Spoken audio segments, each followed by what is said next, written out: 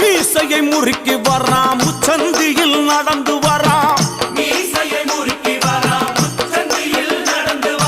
எங்க கருப்பசாமி அவர் எங்க கருப்பண்ணசாமி சாமி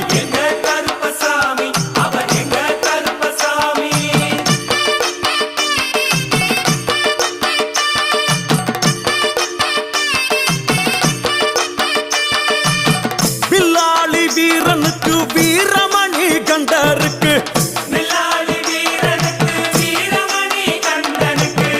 இருமுடிய சுமக்கும் போது பாதுகாக்க வருபவனாம் எங்க கருப்பசாமி அவர் எங்க கருப்பசாமி சாமி